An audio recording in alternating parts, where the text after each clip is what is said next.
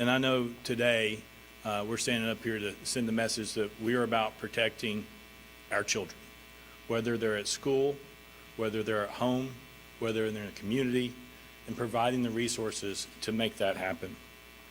They should be protected whether they're in private or public school, whether they're at school functions, and no child should feel unsafe when they go to school. I know today and last week when kids returned to school, there's a lot of children who felt unsafe to attend based on the actions of one very evil person on Monday. And so we have to do everything we can to protect our children. I appreciate the governor's announcement about adding SROs into every public school in our state. Let me just say, they're there to secure and be security for the school. But the role that they play internally is much greater than just being security. And when you talk to schools, that's what they will tell you. We also should expand to see if private schools need SROs. We should be able to allow them, if they need the funding, to help them have the funding to provide the same thing. No child in our state, regardless of where their choice of school is, should not feel safe. And then today we had students who were up here on the Hill, and Leader Lamberth and Chairman Faison had conversations with them. And you would assume they talked about guns, which is what they did. But the vast majority of that conversation dealt with mental health. Those students talked about mental health.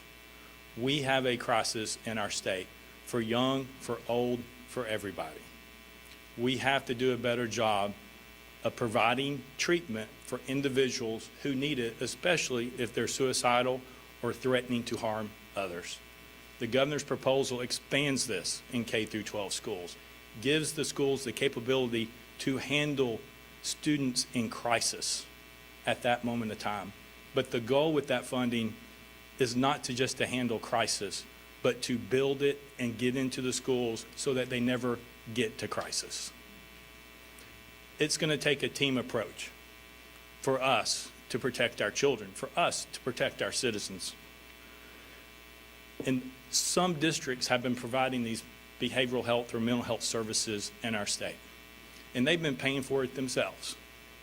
And they have seen great success in reducing the number of disruptions in school, reducing the number of mental health issues in school, increasing attendance, and increasing performance. This piece by the governor will be another key piece into protecting our children in school. And I know that this is just the first step in many steps we're going to talk about, but it's a very important step.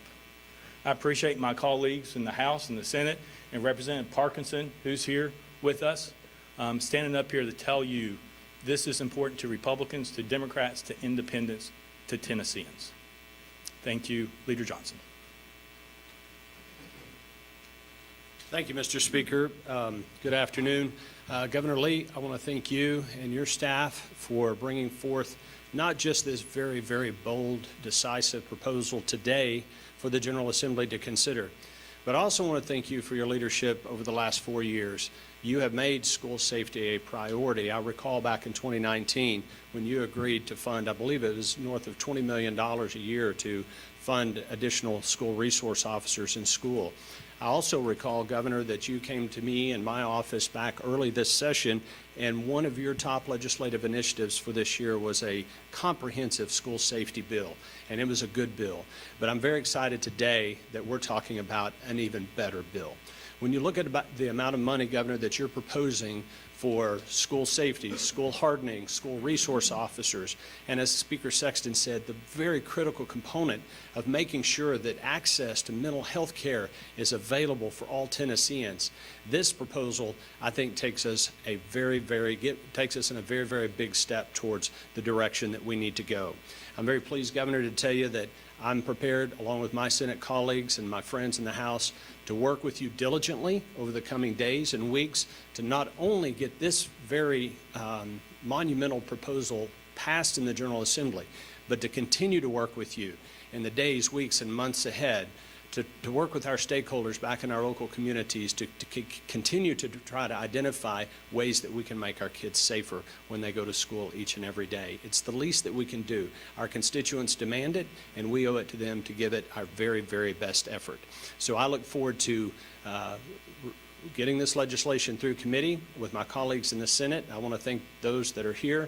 I want to thank the Lieutenant Governor for being here. I think it's a recognition of how important we think that this initiative is, and look very forward to getting this bill to your desk and any others that we need in order to get legislation passed to make our kids the safest in the nation. Thank you, Governor.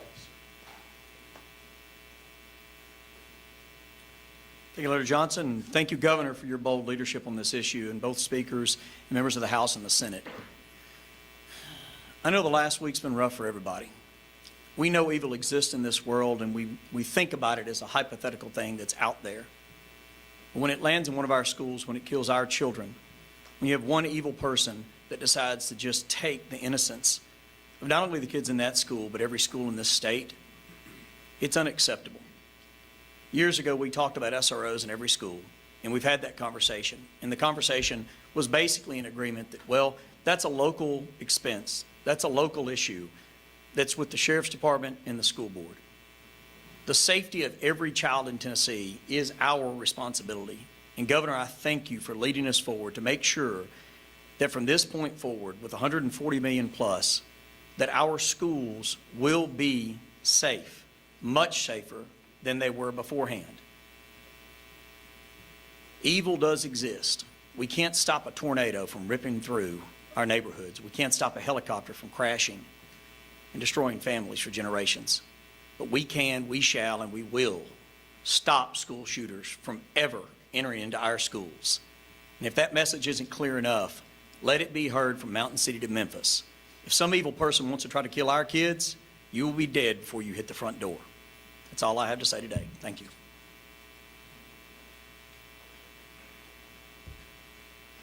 Thank you, each one of you and all of you, for being here and standing up together to show Tennesseans that collectively the leadership in our office in the General Assembly is working to find the way forward to look not only at the solutions that we lay out today, but solutions that will be worked together in the weeks to come to make our state a safer place so that all of our kids can come home safely after school. Happy to open it up to questions. Let's start on this side, y'all. All right. If y'all would just speak up, just since there's a little bit of distance between you, Governor. Governor, a lot of the proposals made today involve targeting schools. There's some talk about mental health, people who might be suicidal or threatening to harm. But what about the other side of the equation? If someone is suicidal and threatening harm to others and or threatening harm to others, they have easy access to guns to solve rifles in Tennessee. Should there be a right flag law and extremist protection order? Is that something that you can support? Is that something that will happen this session? I think that one of the things that we probably all agree on is that a person who is a threat to themselves or a threat to others should not have access to weapons. And to the degree that we can do that, protecting the constitutional rights of our people at the same time, including that person, the way that we do that together is the way forward. We should look at ways to accomplish that. That's what I anticipate the members of the General Assembly will contemplate and work together to provide. There are any number of ways that can be accomplished, and we should look at all of those ways. And I expect that's what will happen the next few weeks. There's a red flag law was passed within months after talking to you in Florida. And do you expect to see something this session that would directly address people access to firearms if they are on the United States field? Yeah, what I expect is that there will be an opportunity to look at legislation around the country at ways that we can, in fact, do that very thing, which is make sure that those who are a threat to our people, to our children, do not have access to weapons protecting the constitutional rights of Tennesseans at the same time. That is the way forward. Andy? Governor, you said several years ago, you and the General Assembly set aside, I don't remember, $200 million for mental health issues, are you going to be pulling any of that, using any of that for this, or, I mean, So what we created is a mental health trust fund that would, for into perpetuity, provide continuous repetitive funding going forward. That's what that trust fund was set up for, and those, the proceeds from that fund and that investment as a plan to provide funding for many years into the future, those funds will be used. But what we're talking about today is doubling the amount of money that we currently put in place for mental health school liaisons that, and by the way, it's important to remember we're also proposing a Homeland Security agent in every county. So we would have a Homeland Security agent working together with local law enforcement and a mental health liaison in a school and an SRO in that school. There'd be a comprehensive county-by-county approach to look for challenges far before they enter a school. Multiple steps along the way of coordinated effort. That's how we will invest the dollars for mental health services going forward. But the answer is yes, we will in the future use those dollars in that trust fund that is established to create funds into perpetuity. Our plan is not to pull out of that trust fund. It's to use the proceeds from it. and, what was it? Marta? So following up on Melissa's question, are you saying that you would support the red flag law? I'm saying that I'm asking the General Assembly to bring forth a number of proposals, to look at any proposal on the table that will accomplish what I think is most important, keeping those that are a danger away from weapons and protecting constitutional rights. That is something that can be done, and we should find a way to do that going forward. Whatever that looks like, I'm open to that. One more.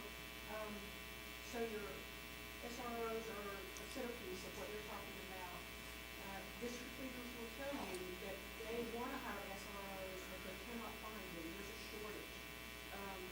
Just putting money in place Yeah. for that is not enough. Yeah. How do we address the supply gap? I think, workforce challenges are enormous all across the state. We've worked really hard even to recruit troopers into the Highway Patrol. So we acknowledge that law enforcement recruitment is very difficult. But the very first step, you have to take away the restrictions to a district. The very first one is the dollars involved in hiring one of these officers. We'll work together with districts to work together with local law enforcement agencies to find ways to get these.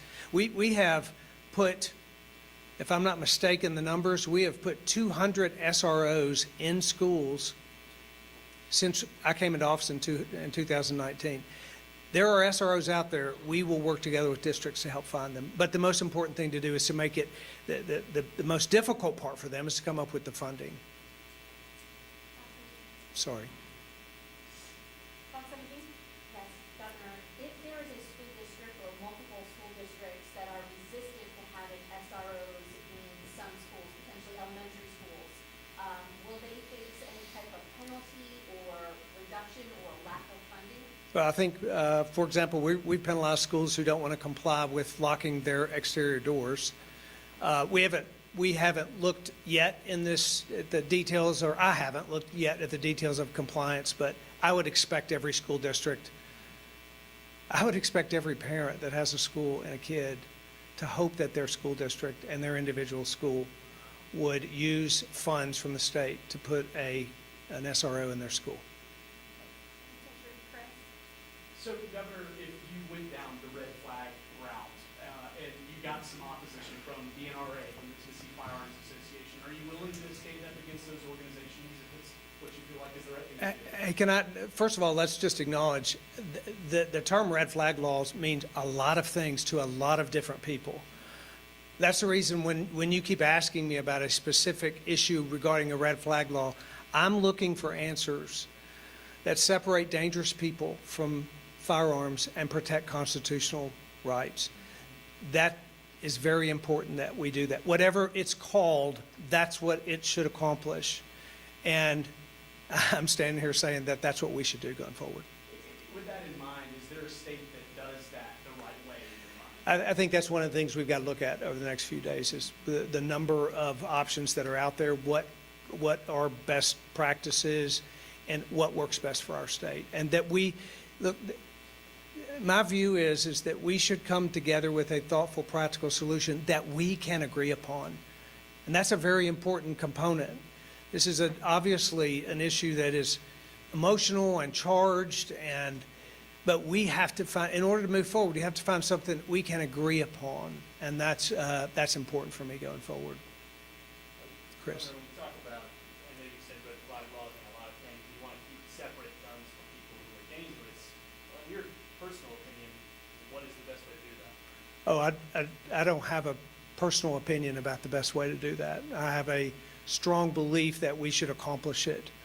My thought is that we should look at a lot of options, and we should look at a lot of opportunities to accomplish that. Quick follow-up. if Yep. that's okay. When you talk a little bit about this proposal specifically, there's nothing pertaining to firearms or guns or anything Right. like that. Is that discussed at all? And if so, is that even a serious conversation to Well- maybe restrict or do something along those lines? I think we ought to have real serious conversations about how we accomplish this, which I've brought forth, and that certainly requires more than a week. What we've proposed today are primarily significantly strengthening the component of the school safety bill that was already before the legislature, before this covenant event. It's important to remember we have been working on this significantly for a year, and thus the school safety bill. It's significantly enhanced by the announcements today, but we need to have a serious conversation about steps forward, and that certainly takes more than a week. Yep. Kimberly? Yep. Everybody, then we got WDR in the back. Yep. No, I was Kim? saying you. Yeah. I was saying thank you, sorry. So you think there is agreement that, anyone who's important to themselves should not, have access to a weapon. However, there's no proposal today on Right. that. You're looking to the legislature to bring forth maybe a solution. We have a chairman standing right behind you that said he's not gonna listen to any gun bills for the rest of the session. How are you not expecting, people saying, are you just kicking the issue down the road? We'll just deal with school security, and hopefully people will just, we'll just wait out the calls for maybe gun control. Yeah. No, I think, I think, as I said before, I think we all agree that there is, and that we all agree that we should find something that we can agree upon that accomplishes the things that I've already laid out.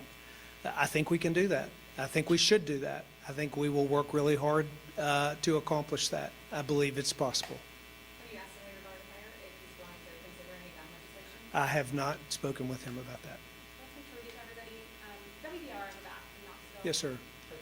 Good. I wanted to ask, just what's your message to the thousands of school children who took the day off today and marched at the Capitol? And just what do you take of the message that they're sending to you guys, all of the lawmakers of the state? Yeah, first thing I would say to them is, and I say this to young people often, please don't let this be the last time you come to the Capitol. This is a government of the people, and when the people make their voices known through peaceful protest, through meeting with legislators, to coming there to meet on a specific issue with a group of leaders, when the people engage with their elected officials, then a government of the people works the way it should. So I value input, especially young people who are engaging in the process. So it's important. I also would say to them that you're heard. You know what? There's no one in this state whose heart was not ripped apart by what happened a week ago. I can't imagine the heartache of some of the families that endured what they did last week. There is a desire to find a way forward that protects kids in schools in a better way than we have today. That's what I would say to them. We care very much about them coming home safely, and we will work together to find agreement on a way to move forward. I think we've got time for Sam. Yeah, Yep. on the Attorney General negotiated a deal with the company that, or the group from California that sued the state over the constitutional carry bill. Did you agree with how the Attorney General negotiated that agreement to drop the permitless carry bill down to 18? I haven't spoken with Attorney General about how he, or specifics to what you suggest there. I think the bill that we have in place is as it should be. The bill that's the law or? The law that we have in place today, in my view, is a law as it should be. So you disagree with the bill that would drop the carry age to 18? And do you disagree with the AG's decision to basically drop the age to 18? I would simply say that I think the bill that I proposed and brought forward is a bill, by the way, that is designed for law-abiding citizen and is designed the way it should be for our state. You had, I don't want to leave anybody out. You had a question, sir. Yes, Governor, I was getting more very emotional like that, and I put my camera away many times to talk to you like that. Have you went out to visit that place and just feel what it feels like to you? I drive by it every day, sir. But have you stopped and just felt it? I mean, you can feel God there. Well, I drive by it every day, and I have attended the funeral of one of the victims. Every one of us, in our own unique way, grieves and deals with and walks through tragedy. Tennesseans are doing that. And as I've said, it evokes all kinds of emotion in people, and we've seen that throughout this week, and it's clearly understandable that those emotions have been evoked. I have been encouraged by the outpouring for the families and the ways that people have shown outreach to the victims. I feel the same way. Last question, Blaze. Yeah, just, you know, I arrived late, sorry about that, Dylan, but, you know, is there any thought of going further, on this legislation, or is this just the first step? Yes, sir. I will say this is the first step, and there will be many steps. This is a very important one. It strengthens the work that we've already done to date, but we have a lot of conversations to have and a lot of opportunity to strengthen going forward. Thank you all. All right. Thank you all very much.